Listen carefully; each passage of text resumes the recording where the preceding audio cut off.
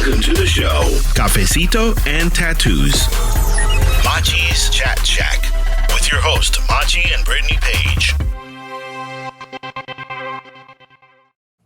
Welcome to Cafecito and Tattoos and Machi's Minute. Wanted to share with you the podcast that I was lucky enough to be a part of with Mr. Uche Nwaneri and Brittany Page. We had an absolutely great time talking about the NFL, some of the challenges that we see in regards to what players are going through, player benefits being taken away, and social injustice as being a big problem.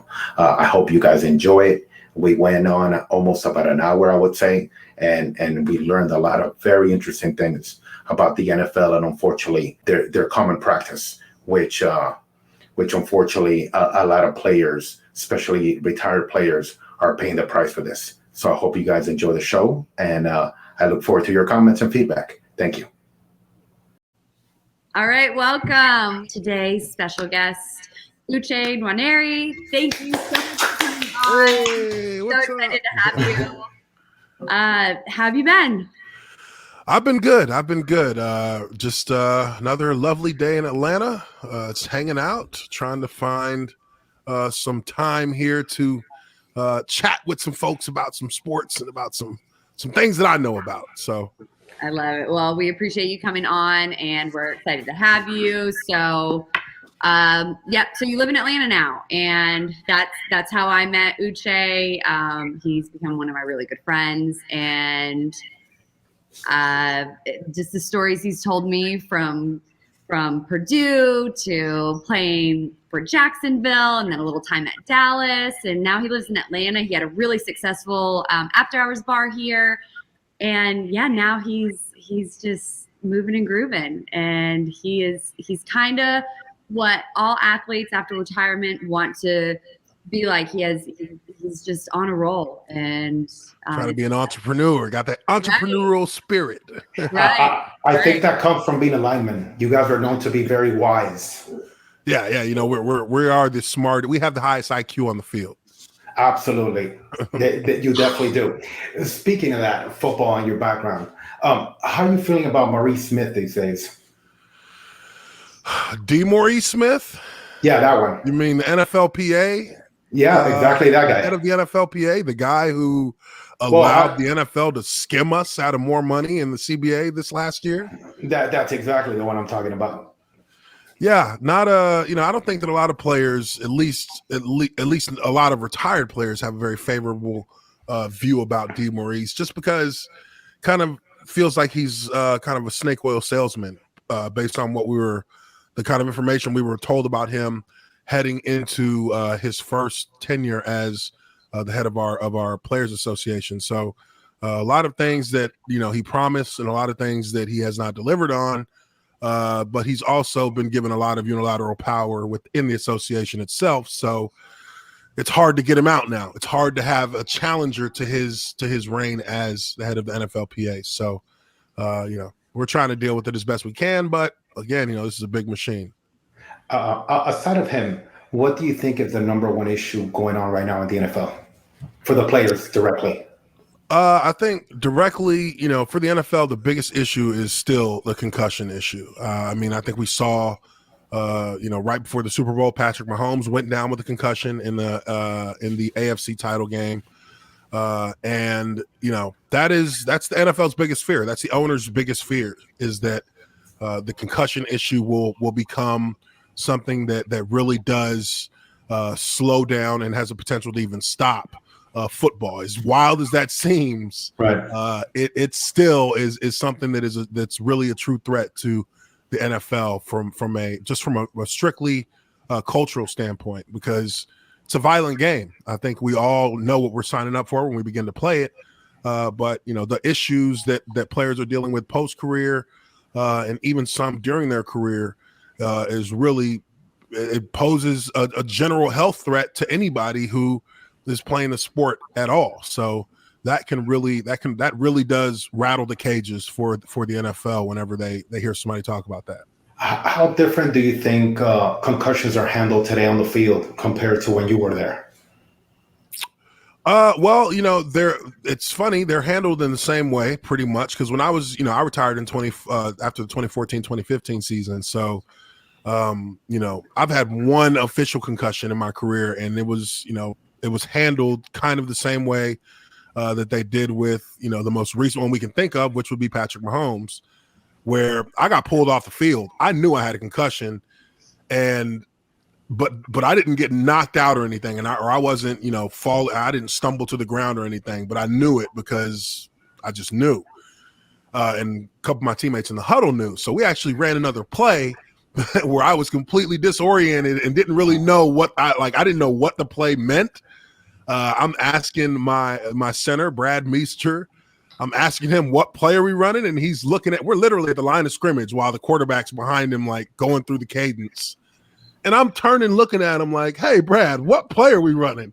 And he's just looking at me like, are you fucking serious? Like, and so I just helped him with whoever he was on. And then, the team doctors are like waving at me as soon as the play's over, get over here, get over here.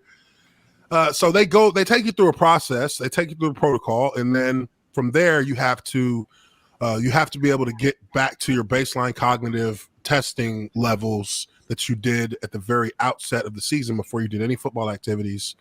You have to meet that cognitive threshold. If you don't, then you can't be cleared to go back on the field.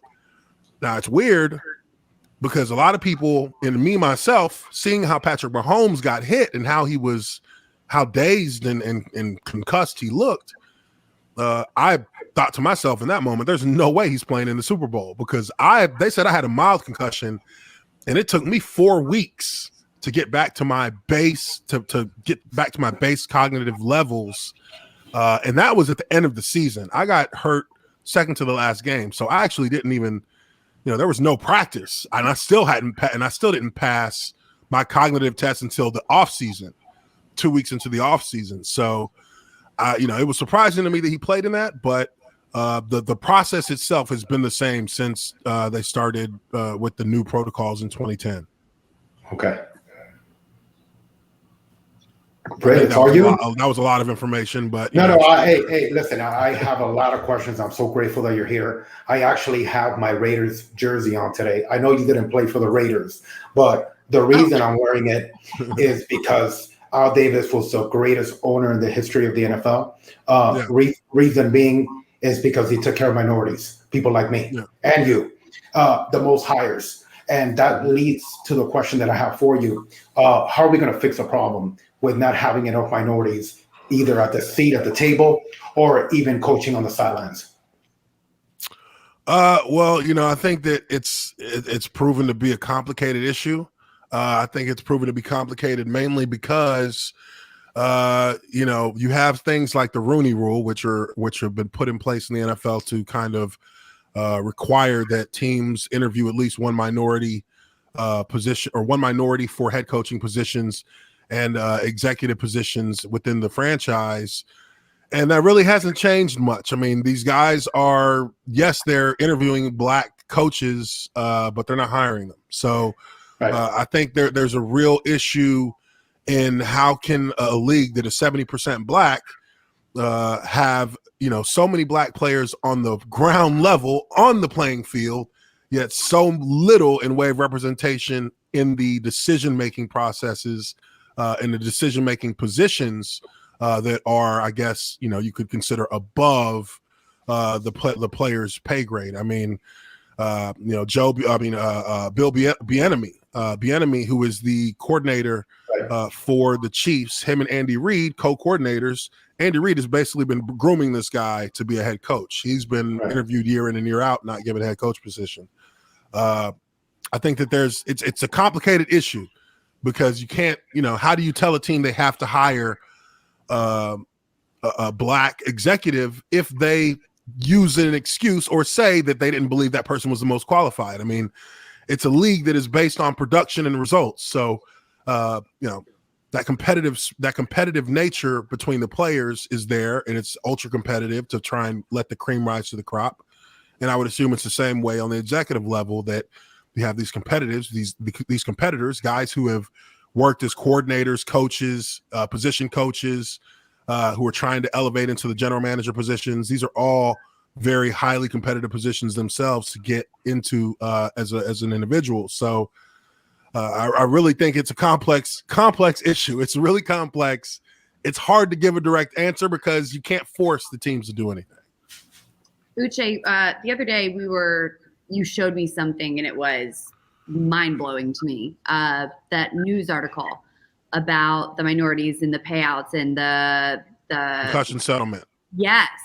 Can we touch on that? Because that was really something that I didn't know about, and I consider myself a sports fanatic. I know a lot about football, and that is something I was not privy to that information at all. Yeah. So, this was something that a lot of us had suspected, because as a former player, we do get to apply for extra benefits that are associated with, just playing football and the wear and tear that it does on the body. We get compensated for that by the NFL. But it's never really made sense to any of us. And I mean, I got group texts with a number of different players where we kind of keep each other in the loop about these things. And it's never really made sense to any of us as to how they actually decide who is approved and who isn't. I have teammates whose bodies are in far worse shape than mine, who have been denied multiple times for their benefits. While me, though I do feel like my body has gone through its own wear and tear, I was approved on my first go round for certain benefits, whereas other guys have gone 2 or 3 times and still not been approved. Some of them played longer than I did. Some of them played about the same as I did. Now the concussion settlement side, that's a different side in terms of looking for, the benefits to be approved, because that's tied into neurological and total and permanent disability, which with the NFL and how the concussion settlement is set up, you have to go through multiple rounds of tests, a battery of tests, to prove that football did damage to you. And to me, that's kind of in and of itself a disingenuous system, because the NFL is being made the arbiter of who exactly is disabled enough to receive concussion settlement a payout. Well, we all know that if you played football, you're probably going to have some level of CTE. I mean, that's pretty much a fact, unless you're a kicker. The New York Times did that. I mean, it's funny, but it's true, right? Because the New York Times did a huge article that has been widely pointed to in the study that was part of it, where you had 100 NFL players from every single position on the field, who were now deceased, and their brains were all tested. Of 100 players, 99 had CTE. So it didn't matter what position. The only position that didn't show a CTE was a kicker's position. So that in and of itself shows that the sport is inherently violent enough to cause brain damage for everybody who's involved with it.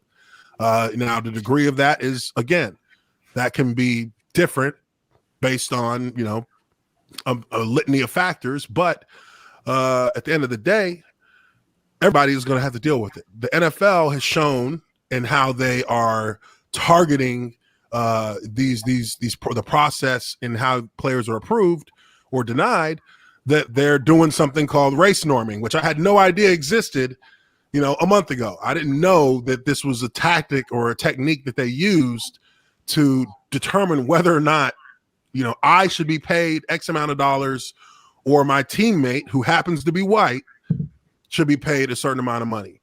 And that would assume that because of their race norming, that they're assuming me as a player started off with a lower cognitive level or lower cognitive ceiling than my white teammates, which makes no sense, because we both played the exact same sport and we both were subject to the exact same violence. I'm actually shocked that you would be surprised, unfortunately, in the world that we live in today. And that leads me to my next question. And this one's a personal one.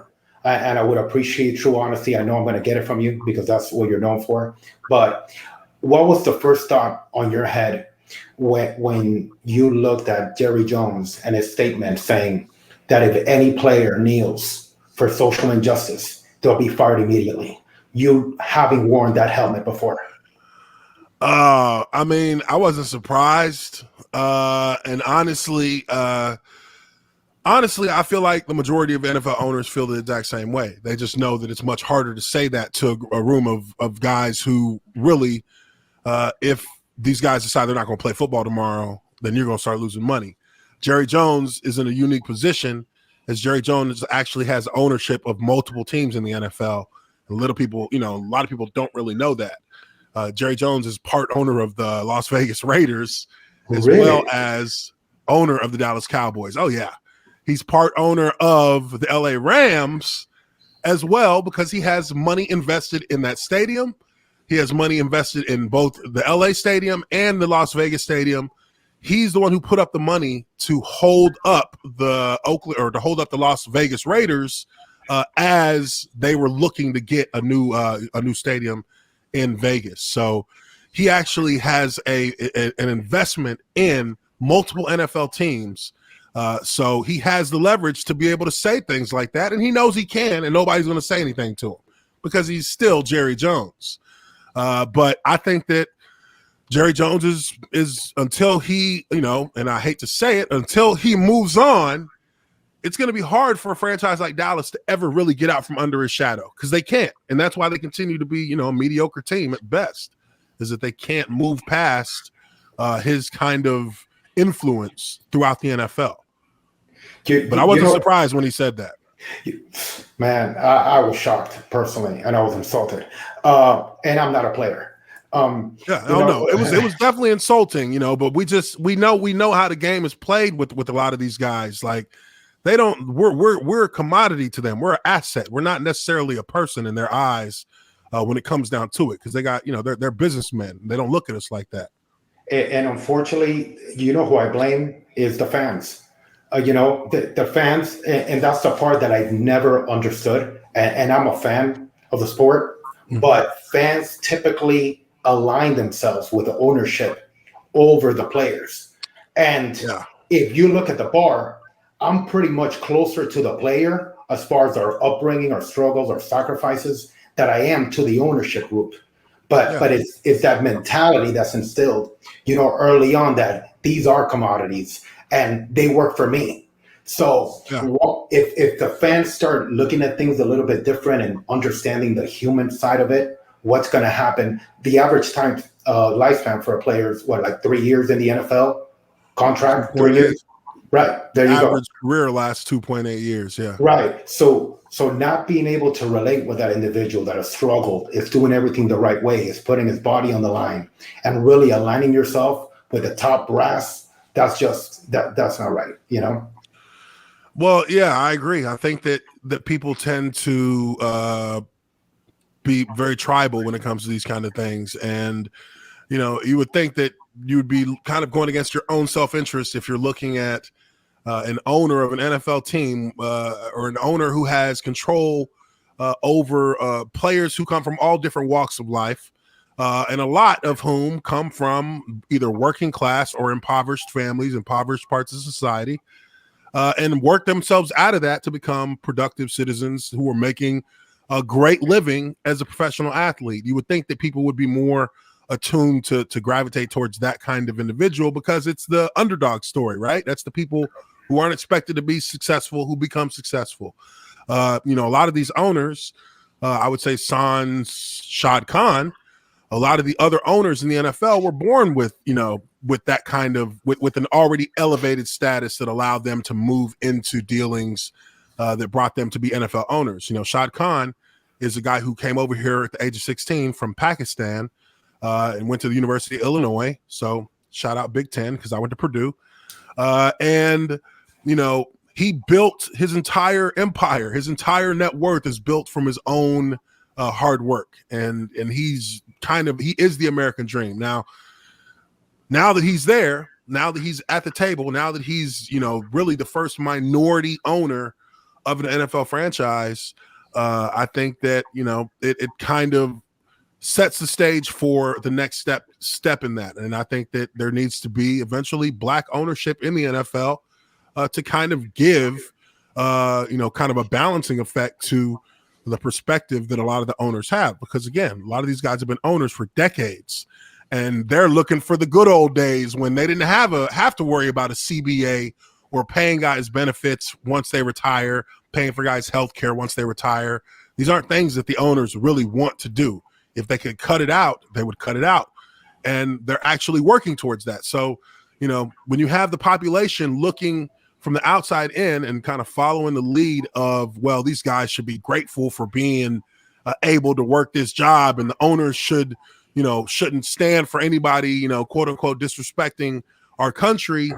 I think that's a really narrow way of looking at things and not giving yourself a full perspective of what really those issues are really about. It's not about disrespecting anything. It's about bringing awareness. I mean, that's what you ask us to be when we come in as athletes, to be role models to the people in our cities, to be role models to the kids, to visit hospitals, to be a part of the discord or the discourse in being leaders in our community. So when we decide to use our platform to try and be leaders in our community, you then tell us that we're disrespecting our community or we're disrespecting our country. Well, maybe we just stop going to hospitals then. Maybe we stop visiting kids, because we're not really expected to be role models. We're expected to be assets that make the brand look good without actually caring much for the people that look up to the brand.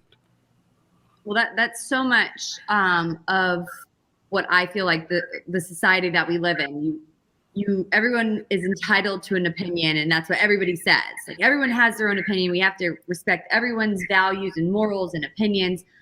But the reality is you can't really have an opinion if it goes against somebody else's opinion. And so that's really what that is. Like, they want you to be those role models, but only if it aligns with their way of thinking.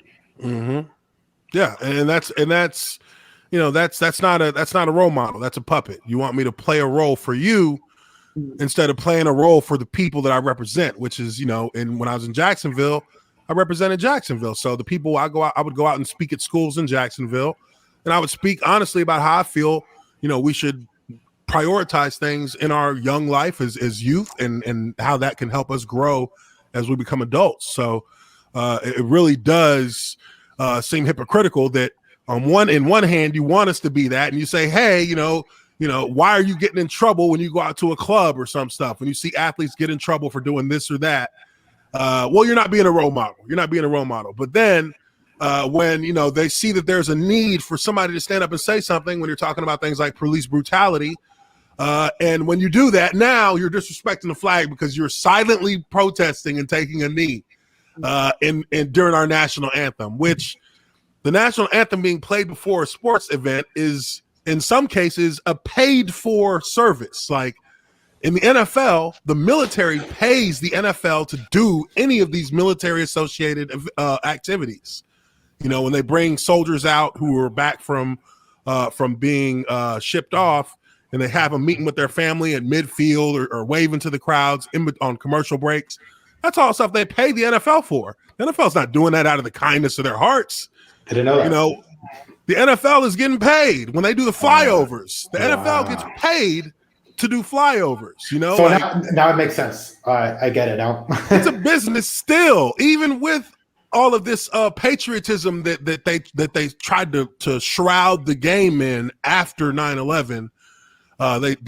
These were things that were actual objectives by the government to kind of build patriotism in society. So now people all of a sudden think this is how it's always been, but it hasn't always been like that. So, it is what it is. I had no idea. I mean, I guess that's the whole idea, is to get the population to believe that it's just something. These things are sacred and they cannot ever be questioned or ever, ever, ever disrespected. But what is disrespect? Well, disrespect is taking the right and the freedom for you to express yourself as you should. That, to me, at least, that's what's disrespectful. Quick question in regards to contracts not being guaranteed. This obviously has been a big issue going back many, many, many years. So there's a problem here. Either you guys are not putting the right people in charge to represent the players, because if the NBA has it If soccer has it, if baseball has it, and you guys are not getting the service done, because at the end of the day, these attorneys work for you, really. You know, they're your employees, and that's what they need to be labeled as, number one. Why haven't the players been able to put together an actual team in place that can make things correct? You know, there's a lot of issues that need to be dealt with within the NFL community itself. The NFL Players Association, in my opinion, is pretty much in bed with the owners on the NFL side. They don't really there's always this proclamation of trying to get more for the players, both during their career and after their career. But it just really doesn't bear out to that. And one of the main things that kind of brought me to that conclusion in my mind was in 2010 when we were negotiating the NFL CBA, and we had the NFL lockout, and we had an entire summer where, you know, players were not involved with any football stuff. We weren't allowed to be. And, you know, that was DeMaurice Smith's first venture into his time with the NFLPA. I heard a lot of bad things that were happening. And you know, we were updated by DeMaurice Smith. He visited Jacksonville. He visited every team and gave updates. And when we were dealing with it, generally the consensus was from the owners that they would never give NFL players guaranteed contracts, because if they did that, they felt like the competitive level in the NFL would drop and players will become lazy like they are in the NBA.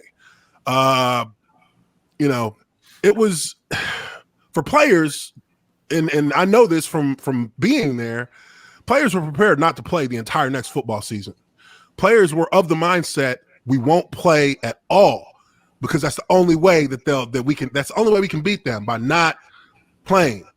So we all put money to the side. The NFLPA every player took about $60,000 out of their game checks, a total of $60,000, and put it all in escrows. The entire NFL Players Association, which includes anybody who's part of the PA. All of our players were, you know, we had money to the side just for the situation that we were, you know, preparing ourselves for, not to play football for an entire football season. And, you know, as we got closer to the season, things became a little bit disjointed in the messaging from the NFLPA. And the next thing you know, it's like 2 weeks, 3 weeks to training camp. And they're talking about they've got a deal in place. So we start asking questions to our player reps, who every team has a player rep who meets with, you know, the executives in the NFLPA to discuss, and they bring us back all of the information in regards to how the CBA is going to be structured. And we, as a team, we would look at it in a team meeting setting.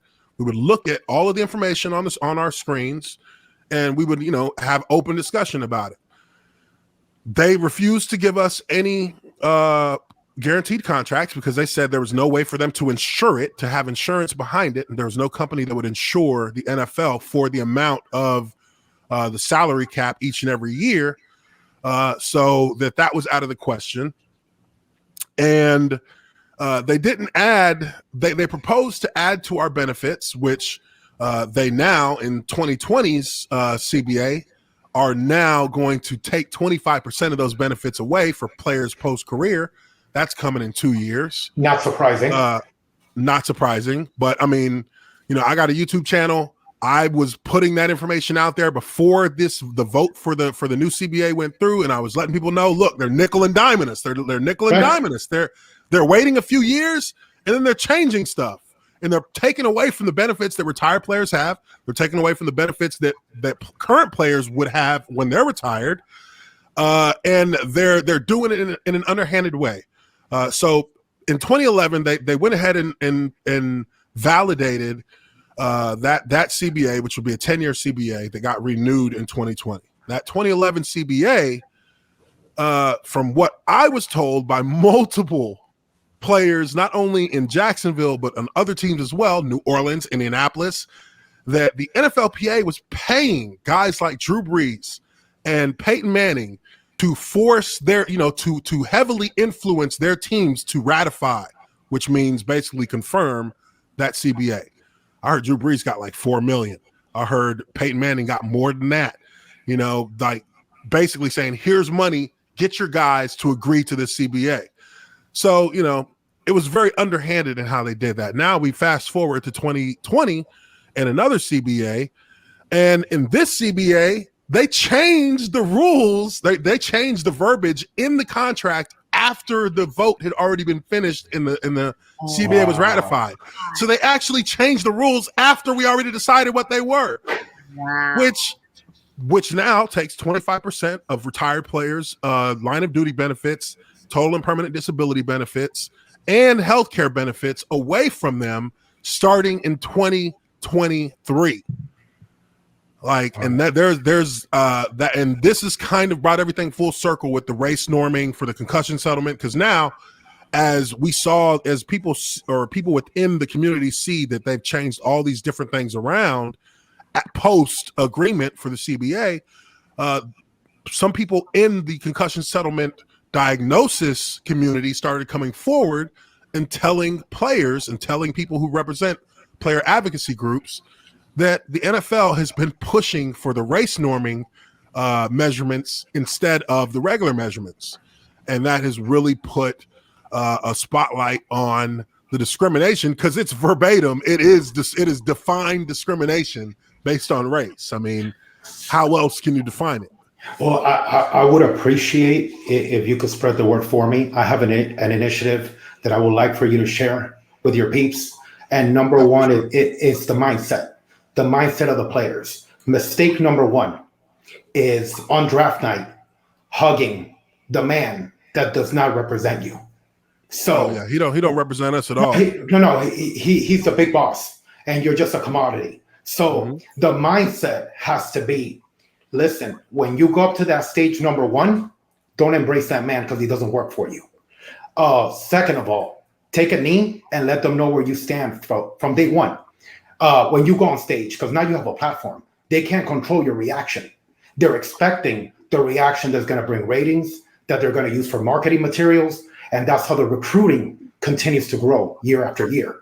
What we need to do is form a platform that night and let them know that every player that goes up there, I don't care what color you are, because at the end of the day, you're all employees under their umbrella. Let them know where you stand. So if you could spread that message from a business perspective, that you work for yourself, and that individual or that logo that you think means something, it really doesn't mean what you think it does. Well, it only means something, if the player, it only means something because of the players. And I think that's one thing that this era of NFL players is beginning to realize more so than any before, is that they actually have power, that if you can focus and come together, you can exert a lot of control over the narrative with the NFL. I think we saw that last year with Roger Goodell coming out, and he's sitting in his house and he's like, we believe Black Lives Matter. Like, right. He knew he had to say that, because the day before that, all of the top stars in the NFL got together and put a video together and released it on social media that was demanding that the NFL either, pay attention to these situations, or they'll have to deal with these people who have actually been the biggest part of building the brand to the value that it is now, who will then begin to put pressure in ways that will one, divide the NFL, but also will show that it's not necessarily the owners who have the power over the directives of the entity itself. It's the players, because you don't have a league without us playing. So I thought that was a good thing to see. I thought that really showed that there was a bit of self-awareness that was now being exerted to the benefit of the player, in a way that owners fear that we would figure out how to use that kind of footing and that kind of influence to pressure them into doing things. I just hope it transcends into action, because one thing is saying it. That sounds great. Let's all give Mr. Goodell a big clap for saying it. Now I want to know what you're doing on paper to make sure. Yeah, he said it, but he said it, which okay, great, but we all know.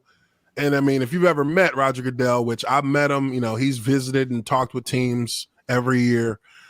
I mean, he's the guy who, when he's in a team setting with NFL players, he tries to act like he's like the cool dad. But we all know he ain't cool. Like, he literally was in our meeting, in our room one time, like, and he was really cussing a lot. He was cussing a lot, like a lot of F-bombs, S-bombs, B-bombs. And we were kind of like, we started looking at each other like, bro, we're not in the hood.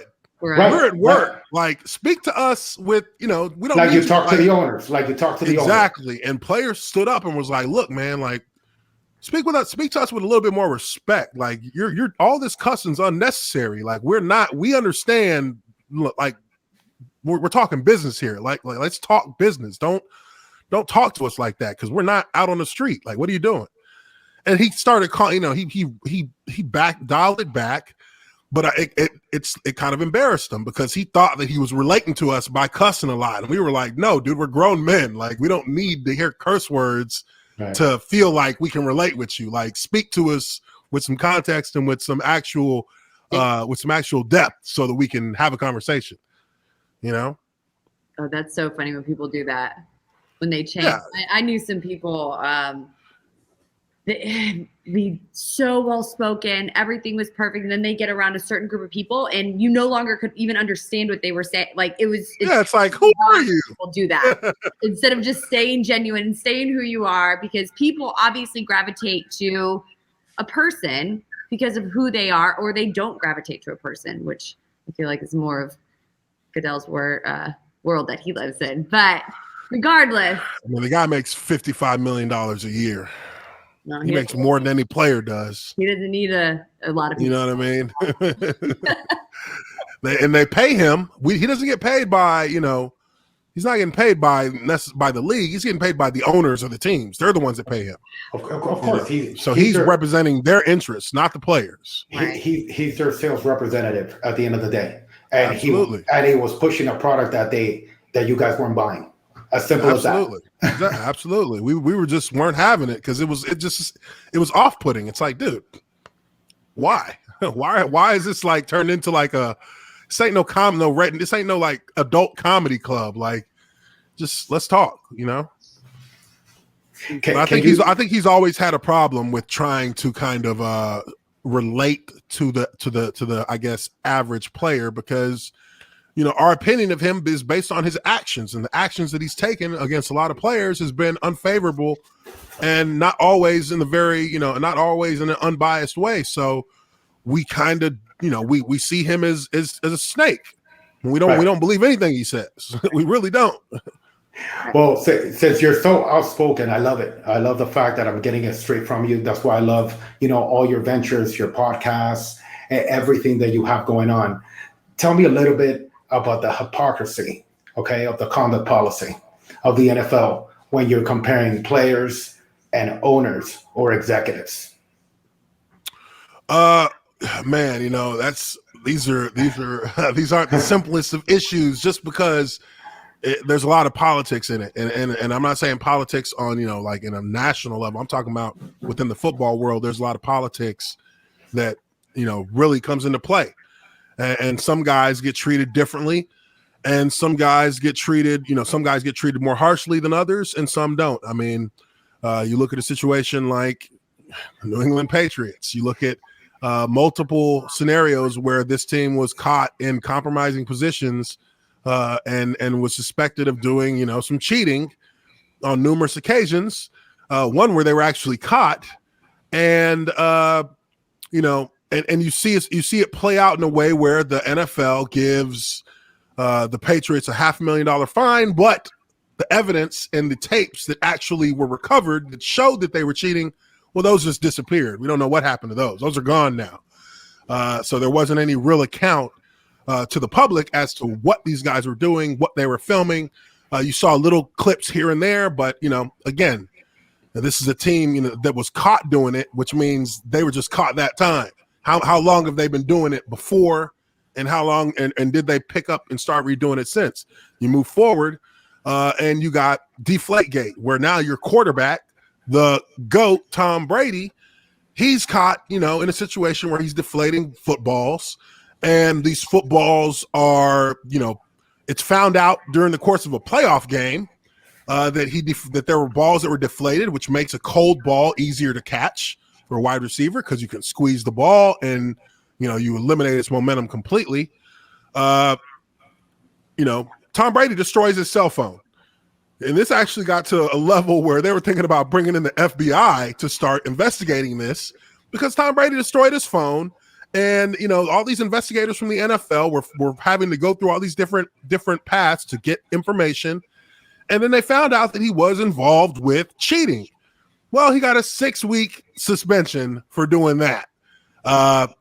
Ray Rice is filmed on camera getting into a domestic violence situation with his then fiance / girlfriend, which is bad enough and inexcusable, obviously. But I mean, he was put on the guillotine in a heartbeat. His career was over with in that moment.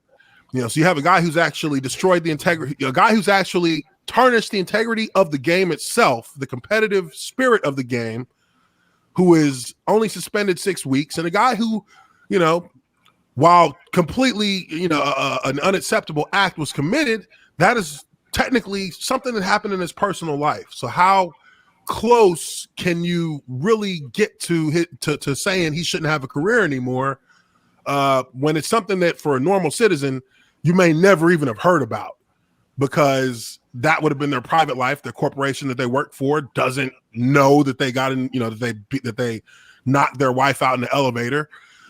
So they would never, have any kind of opinion as to whether or not the guy should be working for them, because that's not something that's put in their realm of knowledge.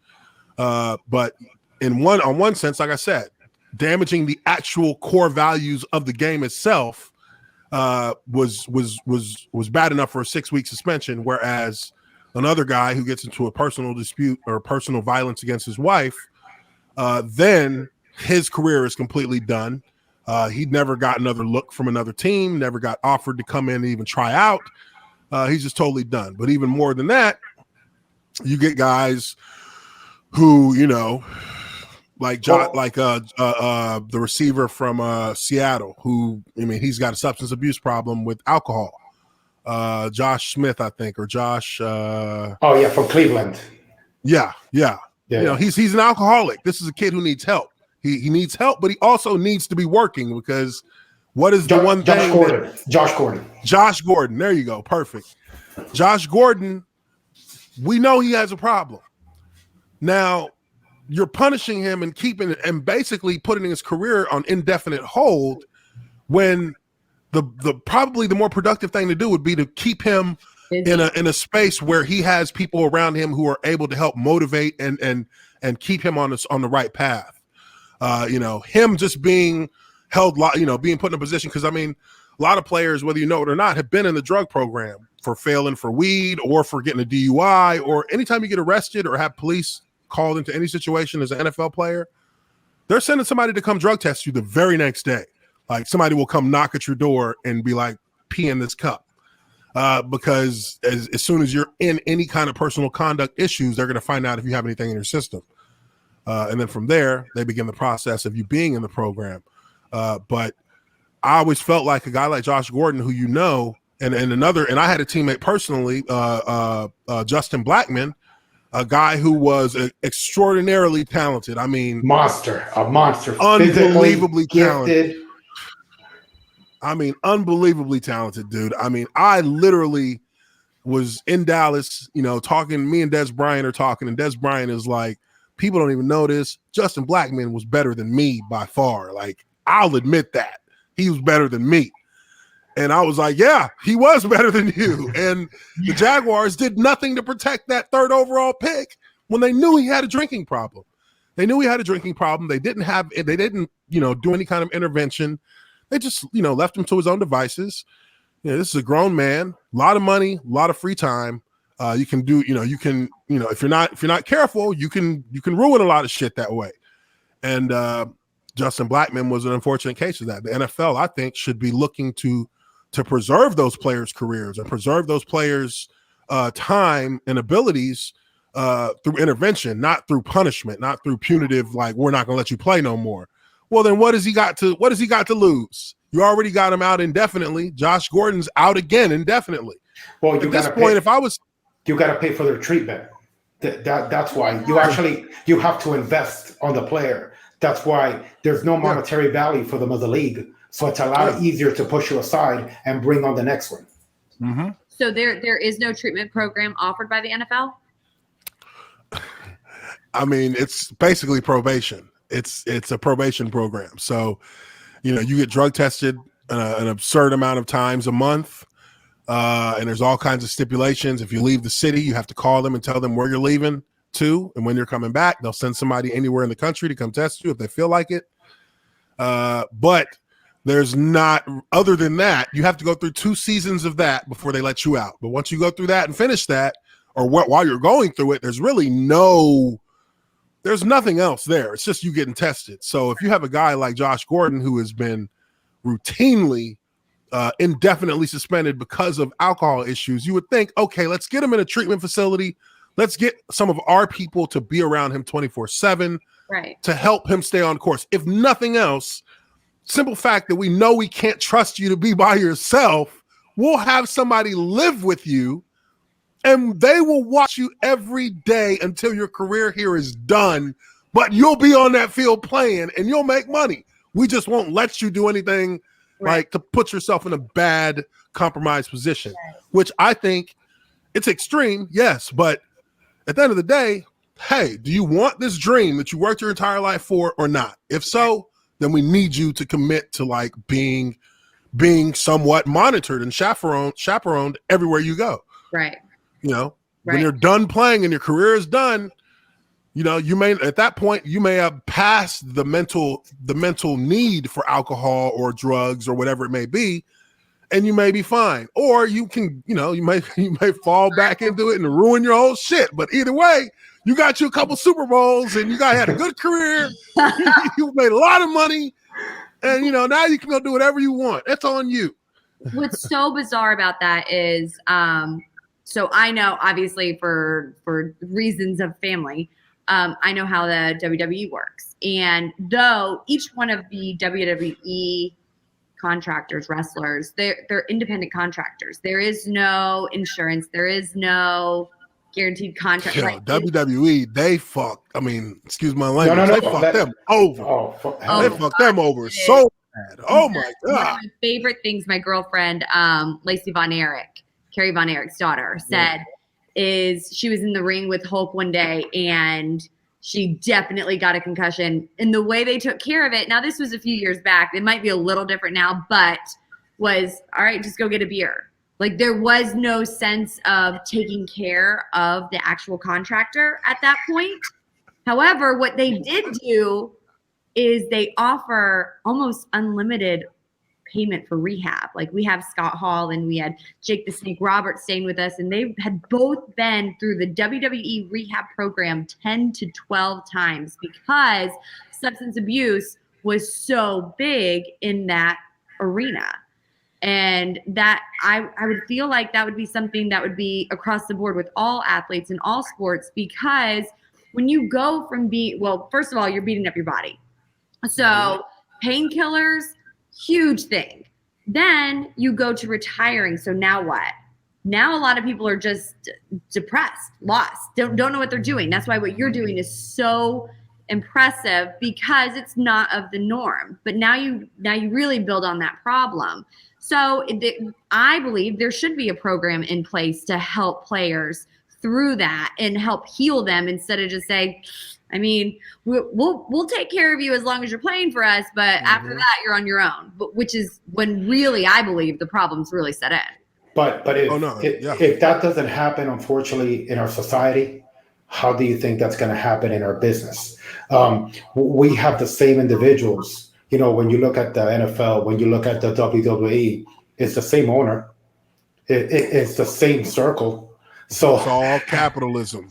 Exactly. And we know who's worth what in their eyes. So unfortunately, I really don't think things changing. until everyone unites and takes a stand and said, you know what, we're going to have no entertainment for a year. Figure it out then. Let's see these NFL owners really just start losing money. And that's when things are going to change. Till then, we're just going to go through the same things over and over. Right. No, and like Britt said, when you're done, they don't. There's a real heavy transition period that a lot of players are affected by, and this goes for a lot of sports across the board.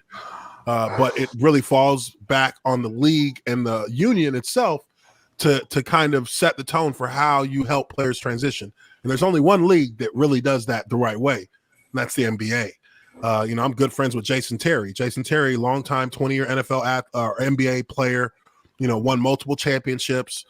And I talked to him because, he was retired around the same time I retired, but even though he's older than me, and I asked him these questions, because I went through the same kinds of things when I first retired as well. My first 2 or 3 years after I retired, they were ugly. They were really ugly. And I was a much different person because that's a trauma that you deal with when your career ends. That's a trauma because you've done nothing but that your entire life. And now I'm 30 going on 31, and that's it. And there's no more phone calls coming in. There's nobody's checking on you. You're just kind of go off into the sunset and figure out what's next.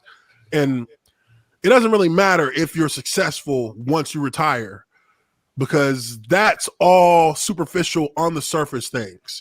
Underneath it, that trauma and that loss of identity that you deal with it happens. It happens suddenly. And then you just kind of start spiraling because you really don't feel there's a purpose. Like I really went through and I remember the exact moment when it happened because it kind of blew me away that, I was still in this mindset that I was getting ready for a football game. And, this was like a year, almost 2 years after I retired. I'm literally sitting in the gym, and this is like hour number 3 of working out. And I'm sitting in front of the dumbbell rack, and I'm doing a dumbbell workout. And I just stopped and I looked at the mirror and I was just like, what am I still doing here? And I just got up and left. I was like, I'm done. I got up, walked out. I was driving home and I was just thinking to myself, what the fuck is my purpose? What am I supposed to do now? Like, and that was kind of like where my mind started to just kind of, it was going through that kind of that process of trying to like figure out what is the meaning of life now. Like, right. And you get depressed off that, and you deal with a lot of inner strife because you're trying to figure out just like what is your worth at this point. And people on the outside don't understand that because they're saying, hey, you played X amount of years in the NFL, you made a ton of fucking money, like why is there an issue? Well, it's the same thing you can say to somebody who's been working in UPS in UPS, or somebody who's working in a fucking mine, in a coal mine, and their family's been doing that for 50 years, and then all of a sudden it stops. Well, yeah, there's trauma there because your family has been built on that, and now it's over with. So, but to bring it back to what I was talking about with the NBA, Jason Terry, as soon as he retired, the NBA had programs that you go into. They automatically put you in, where now you're getting involved with broadcasting. They're sending you to broadcasting boot camps, which the NFL has, but it's only available to players who joined it while they were playing. Once you're done, there's no avenue for you to get involved with that directly again, unless, a company reaches out to you and asks you to come in to do something. But the NBA actually takes their players through a transition process where they can to help them transition from being a basketball player to now going into other things, going into whether it's business, whether it's, broadcasting, or whether it's, just really just kind of, more hobby based, like you're just kind of retiring yourself. So there's a process that helps you go through that. They have lifelong healthcare coverage. So it's not like the NFL is a 5-year. There's a 5-year window when you retire that you get complete healthcare coverage from the NFL. After 5 years, it's over with, and you have to pay for your coverage. So that puts another burden on players in getting good coverage for their families, because there's not really, the NFL offers like a Cobra style coverage, which is hella expensive. It's so expensive. Super expensive. Very. And it doesn't really do anything. It doesn't give you, you don't feel like you're a part of that family anymore once you get to those points. So it can lead a lot of players into bad places. And I know guys who have died. I know guys who have committed suicide. I know guys who have struggled with CTE.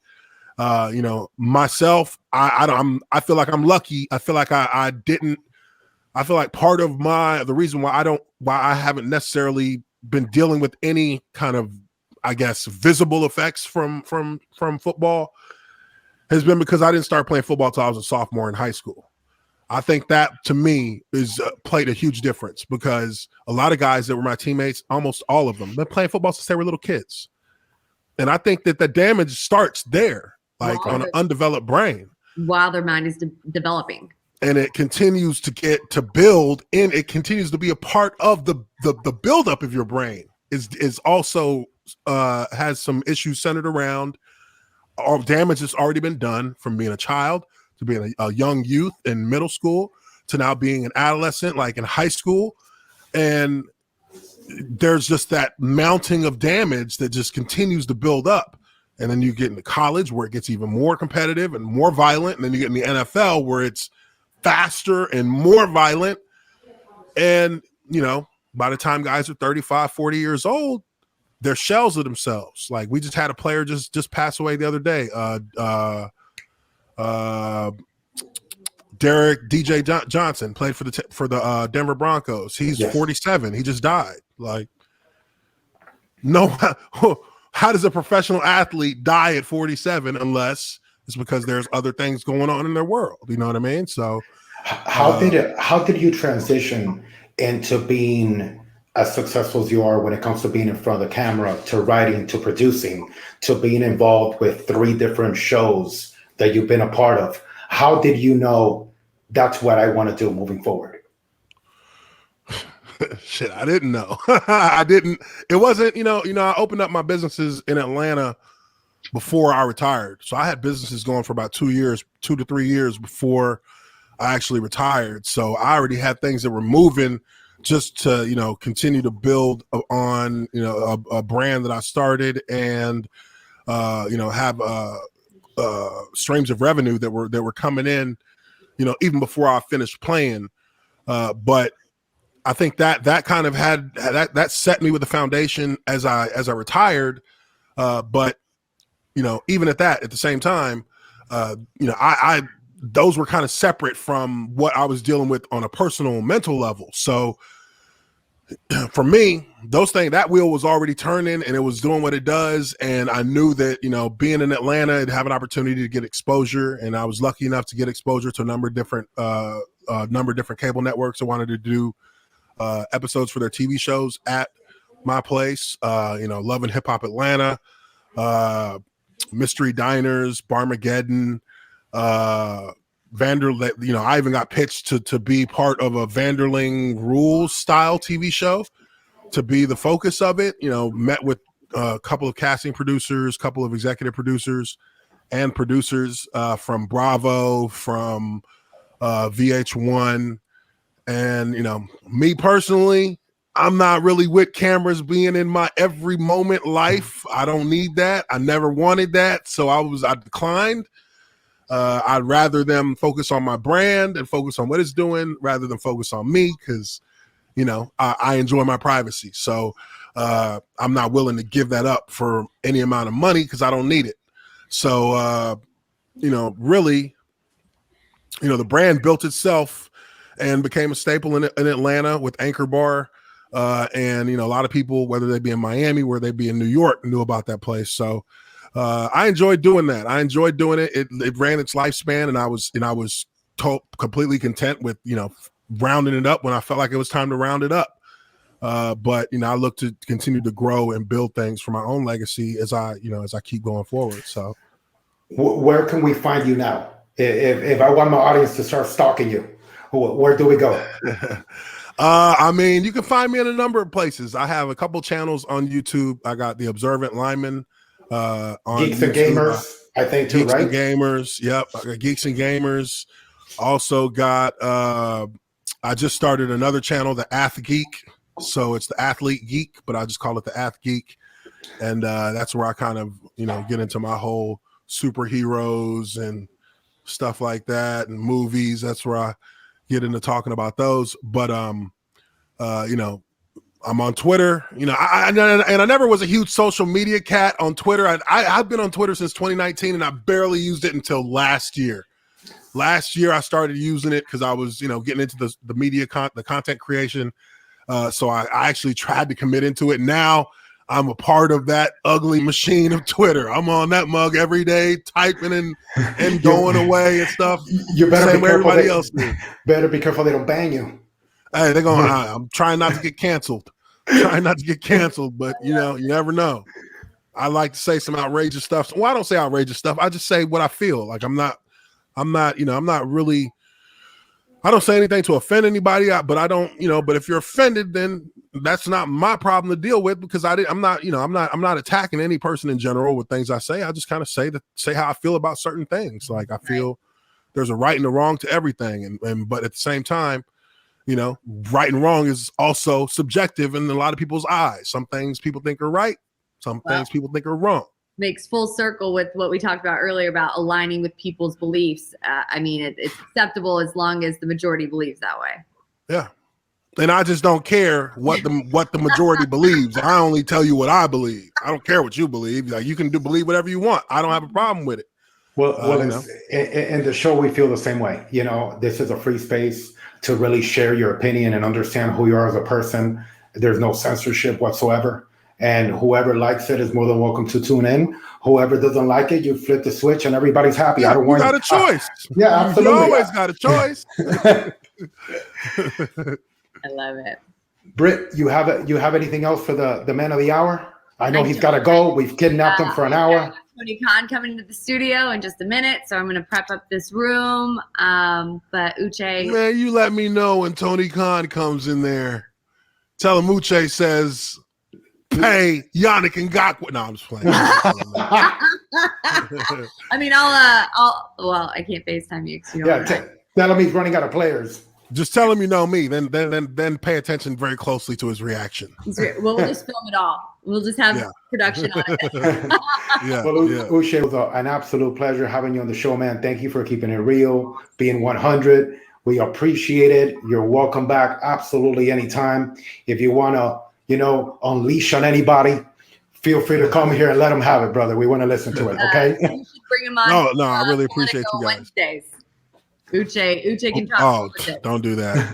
Don't put me on political Wednesday. Bring you and Emma on there. I think it would be amazing. Oh my God! Don't do that. It would be. You get like 4 hours shot. Thing you've ever seen. Yeah. I don't. That would be a dumpster fire of a live podcast with me and Emma. But no, guys, I really do appreciate you guys having me on. Like I said. I'm grateful for having you guys bring me in and allowing me to speak freely on such things. So anytime you guys want me to come back on, I'm more than happy.